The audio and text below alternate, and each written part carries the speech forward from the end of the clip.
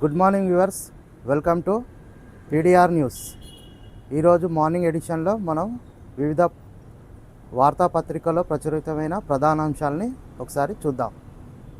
ముందుగా ఈనాడు దినపత్రికకు మనం వెళ్తే ఒక ప్రధాన అంశం అయితే మనకు ప్రచురించడం జరిగింది. ఇజ్రాయెల్ దాడుల ఇంధన భద్రతకు ముప్పు. సో ఏదైతే యుద్ధం జరుగుతుందో దానికి సంబంధించిన వార్తను ఇక్కడ ప్రచురించడం జరిగింది. దీనికి సంబంధించిన వార్త ఒకసారి మనం చూద్దాం. చమురు కేంద్రాల ధ్వంసం ఆందోళనకరణం. ప్రపంచ ఆర్థిక వ్యవస్థపై తీవ్ర ప్రభావం. భవిష్యత్తులో ఇరాన్కు చైనా సహకరించే అవకాశం. ఇజ్రాయెల్ ప్రాంతీయ ఆధిపత్యం తాత్కాలికమే కావచ్చు. తక్షణం కాల్పులు విరమించి చర్చలు జరపడం మేలు. ఈనాడు ముఖాముఖిలో మాజీ దౌత్యవేత్త తల్మీజ్ అహ్మద్. సో ఏదైతే మనం యుద్ధం జరుగుతుందో ఇజ్రాయెల్ ఇరాన్ సంబంధించిన వార్త మనం ఇక్కడ చూస్తున్నాం. దానికి సంబంధించిన వార్త. ఈ యుద్ధం ప్రభావం వల్ల ప్రపంచ దేశాలకు తీవ్ర నష్టం కలిగించే అవకాశం ఉందని ఇక్కడ ప్రచురించడం జరిగింది. నెక్స్ట్ వార్త మనం చూసుకుందాం. బాంబుల వర్షం. ఇరాన్పై విరుచుకుపడుతున్న ఇజ్రాయెల్. ఖమేనీ సన్నిహిత సలహాదారు మృతి. సో ఈ యుద్ధంలో ఖమేనీ సన్నిహిత సలహాదారు మృతి చెందినట్లు ఇక్కడ వార్తలో మనం చూస్తున్నాం. టెహ్రాన్లో భయానక పరిస్థితులు. నగరానికి వీడుతున్న జనం. G7 నుంచి అర్ధాంతరంగా వచ్చేసిన ట్రంప్.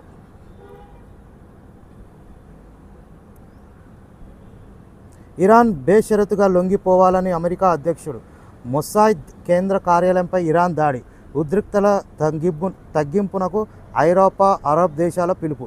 సరిహద్దులో దాటి ఆర్మేనియా చేరుకున్న భారత విద్యార్థులు. ఇరాన్ రాజధాని టెహ్రాన్ నుంచి వాహనాల్లో సురక్షిత ప్రాంతాలకు తరలిపోతున్న ప్రజలు.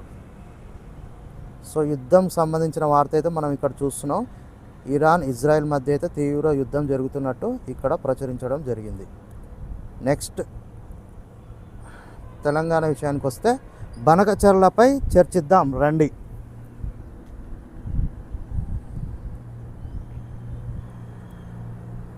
అన్ని పార్టీలను కలుపుకొని ప్రభుత్వ కార్యాచరణ. నేడు అఖిలపక్ష ఎంపీలకు మంత్రి ఉత్తమ్ ప్రజెంటేషన్. కేంద్ర మంత్రులు కిషన్ రెడ్డి, సంజయ్ సహా ఎంపీలందరికీ ఆహ్వానం.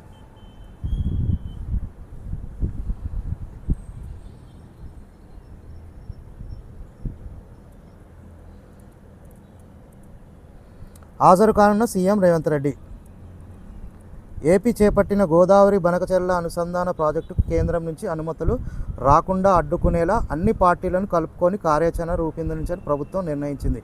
ఇందులో భాగంగా బుధవారం సాయంత్రం హైదరాబాద్లో రాష్ట్ర సచివాలయంలో అన్ని పార్టీల ఎంపీలకు నీటిపారుదల శాఖ మంత్రి Uttam Kumar Reddy PowerPoint presentation ఇవ్వనున్నారు. ఈ కార్యక్రమానికి ముఖ్యమంత్రి రేవంత్ రెడ్డి ముఖ్య అతిథిగా హాజరవుతారు. ఈ మేరకు రాష్ట్రానికి చెందిన లోక్సభ, రాజ్యసభ సభ్యులందరికీ ఆహ్వానం లేఖలు పంపారు. కేంద్ర మంత్రులు కిషన్ రెడ్డి, బండి సంజయ్ను గౌరవ అతిథిగా ఆహ్వానించడంతో పాటు మంత్రి ఉత్తమ్ వారిద్దరికీ ఫోన్ కూడా చేశారు.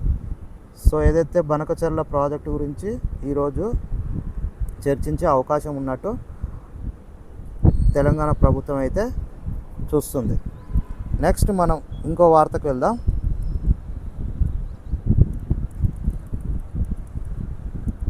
విమానాలతో వణుకు. వెలుగు చూస్తున్న సాంకేతిక సమస్యలు. హడలిపోతున్న ప్రయాణికులు.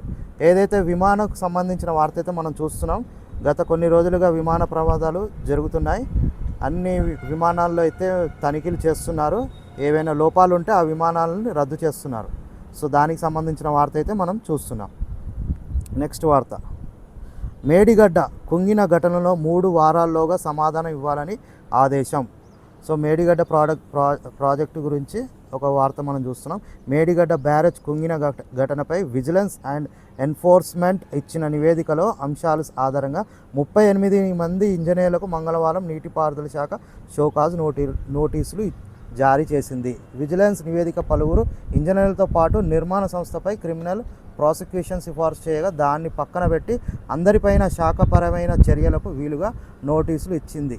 విజిలెన్స్ అధ్యయనంలో తేలిన అంశాలు, ఇంజనీర్లు ఇచ్చిన సమాధానాలు, ఆయా సమాధానాలకు తిరిగిస్తూ విజిలెన్స్ మోపిన అభియోగాలు వాటిని పేర్కొంటూ వారి నుంచి వివరణ కోరారు. సో ఏదైతే మేడిగడ్డ ప్రాజెక్టులో లోపాలు జరిగినట్టు మనం చూస్తున్నాం, దీనికి సంబంధించి అందరికీ షోకాజ్ నోటీసులు అయితే ఇచ్చారు. ఎవరైతే దీనికి సంబంధించి అధికారులు ఉన్నారో వాళ్ళందరికీ షోకాజ్ నోటీసులు ఇచ్చారు. నెక్స్ట్ వార్త మనం చూసుకుందాం.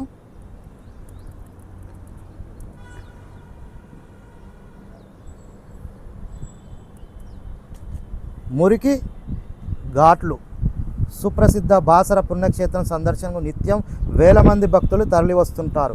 దర్శనం కంటే ముందు గోదావరి నదిలో పుణ్యస్నానాలు ఆచరిస్తుంటారు. ప్రస్తుతం ఈ క్షేత్రం ఒడ్డున ఉన్న 8 ఘాట్ల పరిస్థితిని చూసి యాత్రికులు ముక్కున వేలు వేసుకుంటున్నారు. చెత్తా చెదారంతో పాటు ఏళ్ల తరబడి మట్టి మురుగు పేరుకుపోయి ఘాట్లన్నీ అధ్వానంగా మారిపోయాయి. భక్తులు బోట్లు ఇతర మార్గాల ద్వారా నది మధ్యలోకి వెళ్ళి స్నానాలు చేసి వస్తుంటారు. అలా వెళ్ళి ప్రమాదాలకు గురి ప్రాణాలు కోల్పోతున్నారు.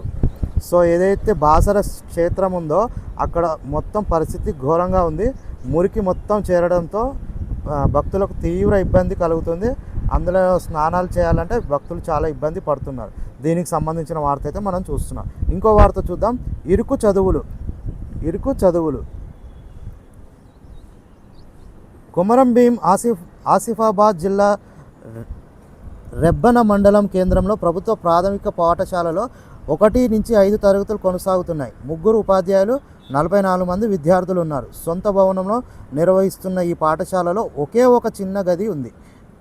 ఇందులోనే ఒకవైపు RO ప్లాంట్లు ఉంది, మరోవైపు బియ్యం బస్తాలు, కాగితాలు, ఇతర వస్తువులు ఉంచారు. ఇరుగ్గా మారిన గదిలో కూర్చోబెట్టి చదువులు చెబుతున్నారు. విద్యార్థులు ఇబ్బంది పడుతున్నారు. సో విద్యార్థులకు సంబంధించిన వార్త మనం చూస్తున్నాం. కొమరం భీం జిల్లా ఆసిఫాబాద్లో ఒక ప్రభుత్వ స్కూల్లో చిన్న గదిలోనే అన్ని బియ్యం బస్తాలు, ప్లాంటు, విద్యార్థులు ఒకే చోట కూర్చోబెట్టి వీళ్ళైతే విద్యా బోధన అందిస్తున్నారు. సో దీనికి సంబంధించిన వార్త అయితే చూస్తున్నాం. నెక్స్ట్ మనం ఆంధ్రప్రదేశ్కి వెళ్దాం.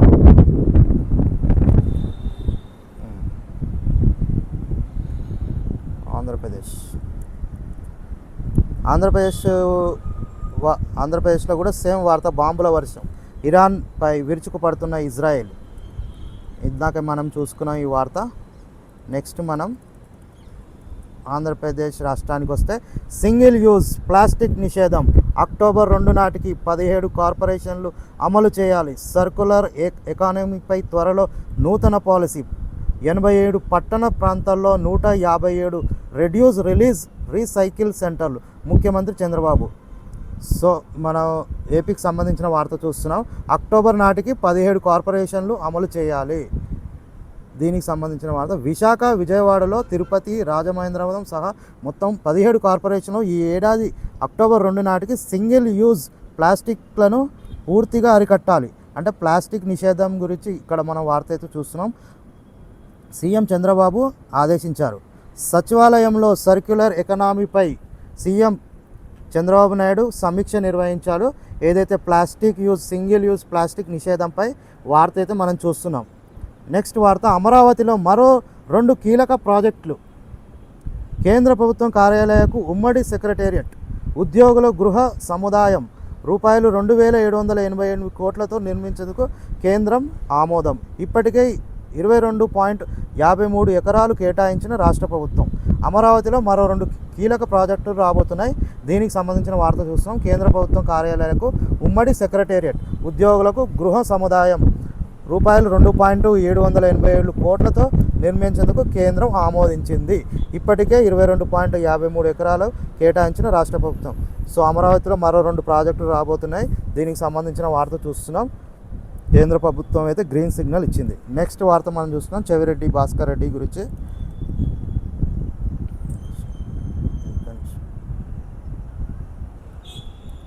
So Chevireddy Bhaskar Reddy arrest.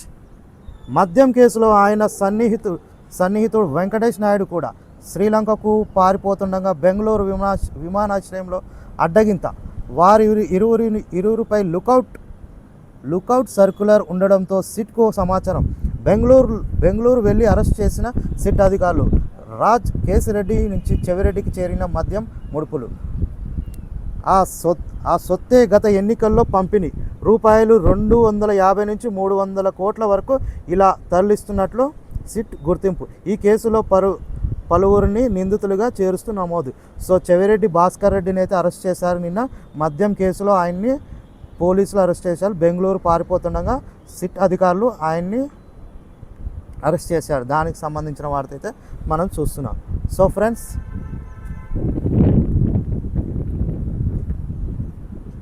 So friends ఇది ఇవాల్టి మార్నింగ్ ఎడిషన్. చూస్తూనే ఉండండి PDR న్యూస్. మళ్ళీ రేపు మార్నింగ్ ఎడిషన్లో మళ్ళీ కలుద్దాం. నమస్తే.